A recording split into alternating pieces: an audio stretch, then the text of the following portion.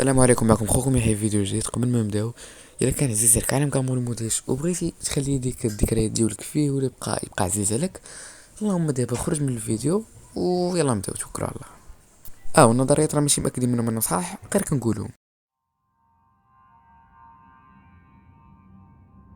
في حلقة من حلقات عالم جامبول المدهش كانوا ثلاثة شخصيات واللي هما داروين وجامبول وأنايس يريدون كلب صغير. لقد قاموا بطلب ذلك من ريتشارد، وعند عودته لقد كان الصندوق مغلقا.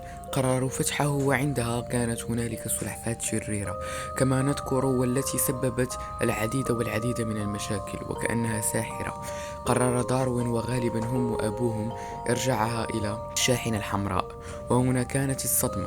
اختفت الشاحنة الحمراء التي ريتشارد قام بشراء داروين منها، ولكن في آخر الحلقة ظهرت الشاحنة الحمراء وهي فارغة تماما ولا يوجد بها أحد.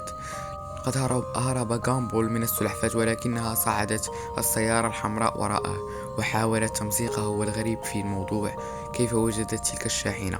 لماذا كل الموجودين بالشاحنة من الحيوانات أشرار ما عدا داروين؟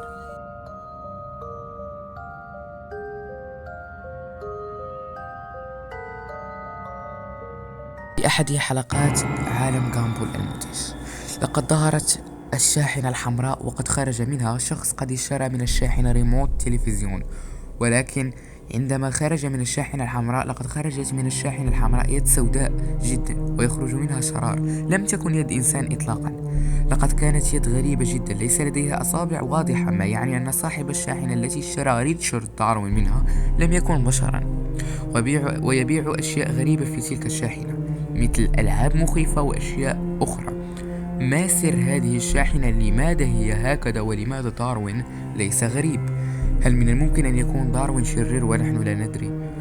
وظهر في أحد الحلقات أنه كان شكله ليس بشرا على الإطلاق، إنه من بعد آخر، ولقد قام في تلك الحلقة بسرقة أموال كامبو. على ما يبدو أن ريتشارد هو بائعه المفضل، دائما ما يذهب للشراء من عنده رغم أن الشاحنة من الداخل مخيفة. وكما نعلم أن ريتشارد يخاف من أي شيء، ولكن كيف يذهب لتلك الشاحنة المخيفة؟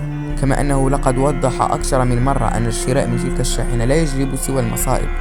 لماذا يأتي للشراء من عنده؟